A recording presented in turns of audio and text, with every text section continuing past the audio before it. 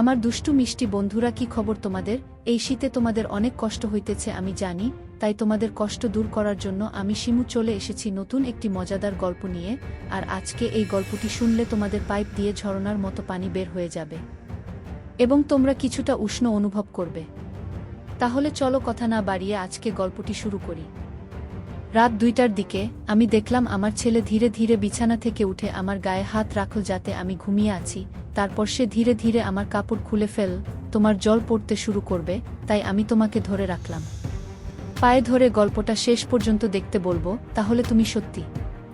মজার ব্যাপার হবে যে আমাকে বিয়ে করেছে তার আগের স্ত্রীর একটি ছেলে আছে, বউ মারা গেছে, এখন সে আমাকে বিয়ে করেছে তার ছেলের দেখাশোনা করার জন্য। ছেলেটির নাম শিমুল, বয়স 12 বছর। আমিও তাকে বিয়ে করেছি জেনে শুনে, আমার স্বামী আমাকে তার বিয়ে করেছে তার ছেলে শিমুলের যত্ন নেওয়ার জন্য। কিন্তু শিমুল ছেলেটা আমার দিকে খারাপভাবে তাকাতো, আমি বুঝতে পারতাম সে আমার কাছে কি চায়। একদিন স্বামী কোনো কাজে শহরে গেল আর এদিকে রাতে বাসায় কেউ নেই। শিমুল বল, মা আমি আমার ঘরে একা ঘুমাতে পারি না। যদিও তার বাবা বাড়িতে থাকতেন, নিজের ঘরে ঘুমাতেন, সে আমাকে প্রতি রাতে আমার ঘরে ঘুমাতে বলে।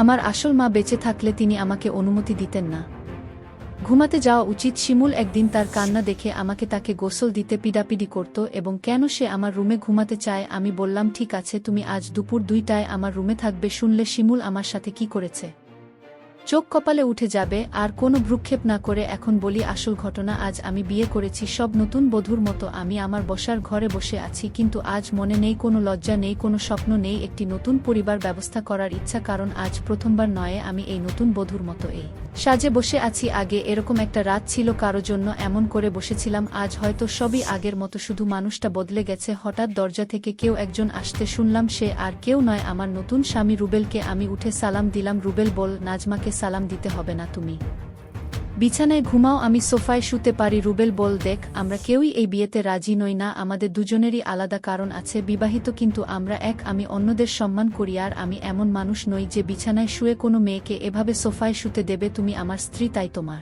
দেখাশোনা করা আমার কর্তব্য এবং তুমি যদি আমাকে এত সম্মান করে তাহলে বিছানায় ঘুমাবো আমি। এছাড়াও মাথা নেড়ে সম্মতি জানিয়ে বিছানায় শুয়ে পড়লেন জনাব রুবেল চৌধুরী, শহরের অনেক বড় ব্যবসায়ী। কারণ আমাদের দুজনের মনেই আগে থেকেই অন্য কারো নাম লেখা আছে, তার মানে আমরা দুজনেই অন্য কারো মায়ে জড়িয়ে আছি আর আমাদের মন অন্য কারো কাছে বন্ধক। চুক্তি হয়েছিল যে তিনি আমার দায়িত্ব নেবেন এবং আমি তার পরিবার এবং তার ছেলে হব। হ্যাঁ, ছেলে শিমুল। বিয়ের আগে তার ছবি দেখে সে চলে গেল। আমি জানতে পারলাম সে আর আমি একই ভার্সিটিতে পড়ি। রুবেল আমার সিনিয়র, কিন্তু রুবেলের সাথে আমার কোনোদিন দেখা হয়নি, তবে কেয়া আপুর সাথে প্রায় দেখা হতো। আমি খুব দুষ্ট ছিলাম এবং সে কেবল ভেবেছিল যে আমি তার সমস্ত শিরোনাম চুরি করেছি। যাই হোক, আজও সে আমার সাথে ঝগড়া করত এবং স্বামীকে চুরির অপবাদ দিত। কিন্তু স্বামীর উপর আমার কোনো অধিকার নেই, কারণ আমি তাকে আমার স্বামী হিসাবে মেনে নিতে পারিনি। আমি কেবল পরিবারের স্বার্থে বিয়ে করেছি। শিমুল এখন 5ম শ্রেণীতে পড়ুয়া 12 বছরের ছেলে। সে দেখতে বাবার মতোই সুন্দর। তিনি কমনীয় দেখায়, বিশেষ করে তার চোখ। আমার মায়া পড়তে ইচ্ছে করে না। একসময় অনেক কেঁদেছি, আর কাঁদতে চাই না, কষ্ট সহ্য করার ক্ষমতা নেই এসব ছাড়া। এখন ঘুমিয়ে পড়লাম। ঘুম ভেঙে গেল যখন ভোরের আলো চোখে এলো। উঠে দেখলাম রুবেল তখনও ঘুমাচ্ছে, কিন্তু জানালা থেকে আসা আলো তার ঘুমে ব্যাঘাত ঘটাচ্ছে। তাই আমি পর্দা বন্ধ করে বাইরে এসে দেখি শাশুড়ি আর ভাবি আগেই উঠে গেছে।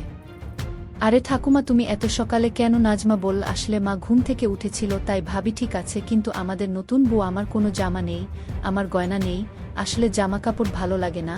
ভাবি বলল, আমি জানি, এই জন্যই তোকে গতকাল আমার নিজের বিয়েতে সাজতে দেখিনি। আম্মু বলল, বিয়েটা কি এমন হয়েছে নাকি আমি তোমার ফুফুর জন্য কিছুই করতে পারলাম না? ভাবি বলল, থাক মা, আমাদের নতুন বুকে ছেড়ে দাও, আমি তার জন্য এক টুকরো চাঁদ সাজাব। আমি সুন্দর মনে করি না আমার চেহারা। মা বলল, তুমিও অনেক সুন্দর, কিন্তু মা, তুমি জানো, আমি যদি ছেলে হতাম আমি দুইভাবেই প্রেমে পড়তাম। পিছন থেকে মায়ের কাছে এসে বলতো যে ভাবিবু বলতো ছোটভাবে প্রেমে পড়ে, অবশ্যই খুব। আমি পড়তাম, আমার নেট অনেক সুন্দর। সবাই হাসছে। নাজমা বল, মা আমি তোমার জন্য চা বানাবো। মা বল, আরে না, তুমি বসো, আমরা সব করব। নাজমা বল, মা আমার ভালো লাগে না, এই বসো তাহলে। ভাবি বল, ঠিক আছে, আমি সাহায্য করব। আর নাজমার সাথে অনেক কথা বল। নাজমা চা বানিয়ে রমা ভাবির সাথে আড্ডা দিল। আসলে সে কথা বলছিল না, শুধু চা বানানোর পর শুনছিল সে এনেছে। সবাইকে চা দিলাম, অনেক মজা হলো। এটি আপনার চায়ের চেয়েও বেশি মজাদার। হ্যাঁ, এটা খুব ভালো ছিল। রমাকে চা বানাতে শেখাও। আমি বুঝতে পারছি না এটা কিভাবে। বুঝতে পারছি না রমা, বড় কথা কি?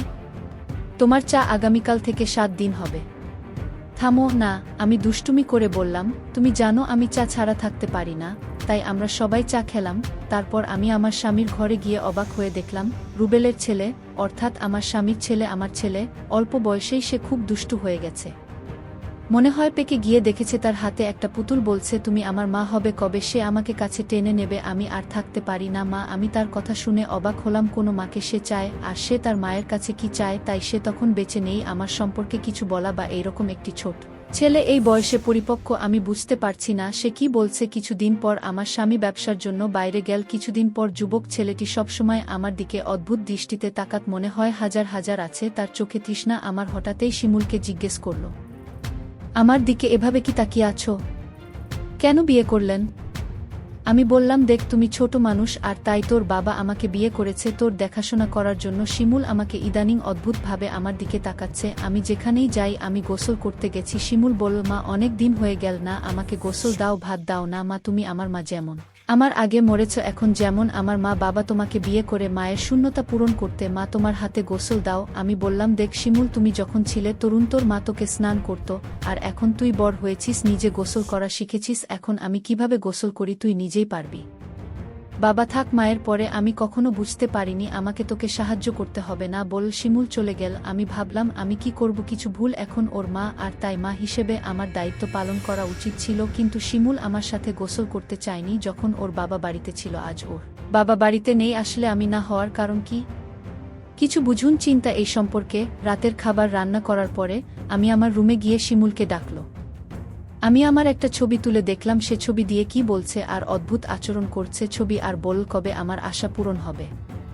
মা শিমুল চোখে জল নিয়ে বলল, আমি শিমুলকে ডেকেছি। তুমি কাঁদছ কেন? তোমার কি হয়েছে? কিছু না মা, আমি আসছি, তুমি যাও। আমি ভাবনায় পড়ে গেলাম, শিমুল আমার কাছে কি চায়? তার মনোভাব আমার কাছে স্বাভাবিক মনে হয় না। ওটা আমার রুমে একা শুতে ভয় লাগে। আমি বললাম, শিমুল তুমি এখন বড় হয়ে গেছো, ভয় পেও না, তোমার ঘরে ঘুমাও, কিছু হবে না। মা ভালো করে ফিল করত। শিমুল, তোর জন্য একটা প্রশ্ন, যখন তোর বাবা বাড়িতে ছিল তুই তোর সব আবদারের কথা বলিস না, এখন বাবা বাড়িতে নেই আর এখন তোর অনেক আবদারের কথা বলছিস কেন মা? তুই বুঝবি না আমার কষ্ট? আমি কিছুই বুঝি না, তুমি এসব ছাড়া সবই। এখন ঘুমাতে দেরি হয়ে গেছে। শিমুল অশ্রুসিক্ত ছেলেটি তার ঘরে চলে গেল আর আমি শুয়ে পড়লাম। শিমুল আবদারের কথা ভাবতে লাগল।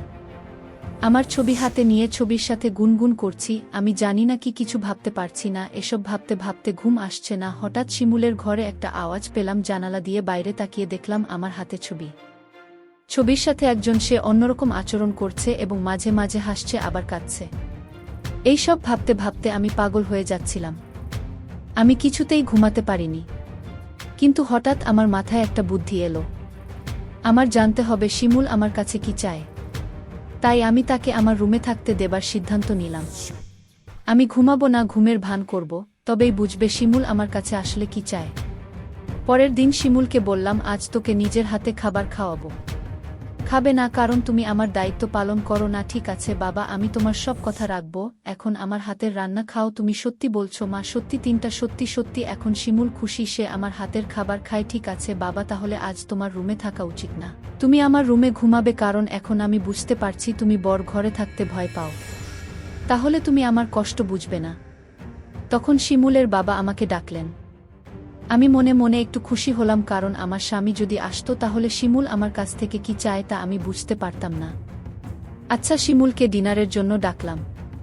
তুমি আজকে আমার রুমে আসো, তুমি শুধু আজ না, তোমার বাবা না আসা পর্যন্ত রুমে ঘুমাবে। ততক্ষণে খেয়াল করলাম শিমুল খুব খুশি। তারপর রাতে খাবার খেয়ে ঘুমের ভান করে শুয়ে পড়লাম। যখন শিমুল ঘুমিয়ে গেল, রাত 2:30টার দিকে দেখি শিমুল আস্তে আস্তে বিছানা থেকে উঠছে, তারপর আমাকে হাত দিয়ে নাড়ালো।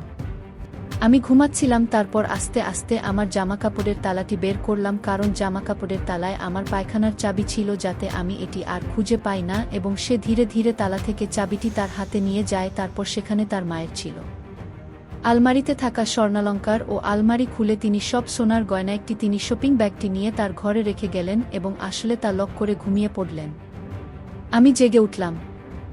আমি অবাক হলাম, সে ওই সোনার গহনাগুলো চুরি করেছে, আর এই বয়সে তার এত সোনা বা টাকার দরকার কেন? আমি তাকে কিছু বলিনি। শিমুল সকালে উঠে শিমুল বল, মা তাড়াতাড়ি খাবার দাও, আমাকে একটু তাড়াতাড়ি স্কুলে যেতে হবে আজ। ঠিক আছে, আমি নাস্তা দিচ্ছি, স্কুলে যাও। সে তাড়াতাড়ি করে খাবার খায়। আমি তার পিছু নিলাম। সে বাসা থেকে বের হওয়ার সাথে সাথে সে একটা সোনার দোকানে গিয়ে সোনা বিক্রি করেছে। তারপরেই অর্থ দিয়ে তিনি কবরের চারপাশে বেড়া দেওয়ার জন্য কিছু সরঞ্জাম কিনেছিলেন, এবং সেই সরঞ্জামটি তার আসল মায়ের কবরের পাশে এবং তার মায়ের এর কবরে নিয়ে যান। চারপাশে বেড়া দিয়ে তারা খবরটিকে সুন্দর করেছে যেন গরু ছাগল যেতে পারে না। শিমুলের এই দৃশ্য দেখে আমি অবাক। একটি ছেলে তার মায়ের প্রতি ভালোবাসা দেখাল, কিন্তু সে চুরি করল কেন? পরে আমি শিমুলকে বললাম, বাবা তোমার সব কাজকর্ম দেখছি, মা তুমি জানো কেন চুরি করেছে? এই গয়না কি আমার মায়ের টাকা দিয়ে? আমার বাবা আমার মাকে অনেক কষ্ট দিয়েছেন, তাই আমি আমার মায়ের ধন বিক্রি করে মাকে দিয়েছি। এটা আমার কোনো ভালো কাজ না। মা, শিমুল, তোমার মতো শিশুরা যদি ঘরে ঘরে থাকতো তাহলে পৃথিবীটা অনেক সুন্দর হতো। ভালোবাসায় মুগ্ধ হয়েছি। আমি বলতে চাই, সকল দর্শকদের বলছি, যাদের মা বেঁচে আছেন খেয়াল রাখবেন, তাহলে দুনিয়ার পরকালে শান্তি পাবেন। বন্ধুরা, তোমরা যারা পুরো গল্পটি শুনেছ তাদের জন্য অসংখ্য ধন্যবাদ।